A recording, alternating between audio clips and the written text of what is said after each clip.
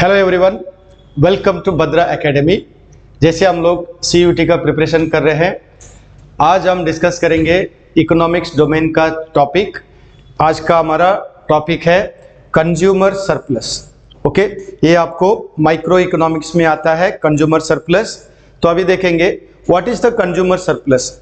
अभी देखिए, market demand आप जब देखते हैं, मार्केट में समझ लो अगर प्राइस 20 रुपीस होता है, कुछ कस्टमर उस प्राइस में खरीदने को तैयार है, लेकिन बाद में क्या होता है, इक्विलिब्रियम में प्राइस थोड़ा नीचे ही रहता है।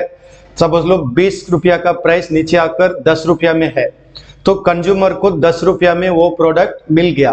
तो कंज्यूमर 20 रुपीस पे करने को तैयार थे, लेकिन उनको मिल रहा है 10 रुपया।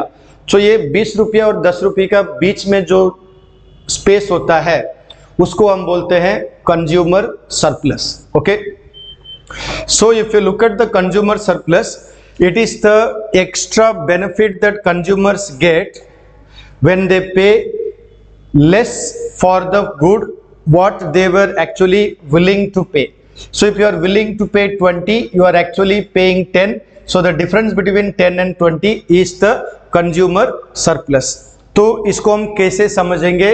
So if you look at this graph, आपको ये सब क्लियर आएगा। अभी इस ग्राफ में देखिए, पहले कंज्यूमर 8 रुपया में खरीदने के लिए तैयार थे 90 यूनिट्स, ठीक है। फिर 7 रुपया में 100 यूनिट खरीदने को तैयार थे। फिर 6 रुपया में 110 यूनिट खरीदने को भी तैयार थे, लेकिन अभी मार्केट का इक्विलिब्रियम प्राइस आ गया जस्ट 5 रुपीस, राइट। तो 5 रुपीस में उनको 120 क्वांटिटी मिल रहा है। तो इसका मतलब क्या है? So the area above the price, okay, the technical thing मैं बता रहा हूं, the area above the price line but below the demand curve.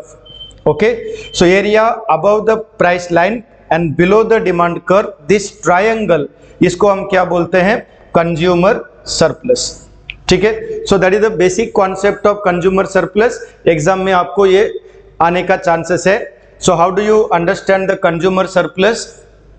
Normally हम बोलते हैं consumer surplus is the difference between what you are willing to pay and actually what you are paying.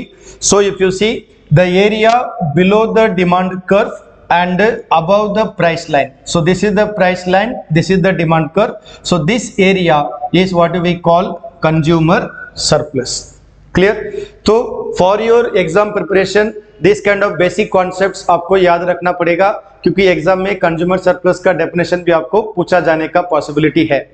It is also called the difference between what the consumers are willing to pay and what actually they are paying. Okay, so what you actually pay, so what you are willing to pay, okay, willing to pay minus what you actually pay, that is called consumer surplus. Okay, so this concept is easy, but however concept clear होना चाहिए exam के preparation के लिए। Okay, so keep following our videos, we will give you more videos for your further preparation. Okay, and meantime if you have any query, आप contact कर सकते हैं at 8638391721. Thank you.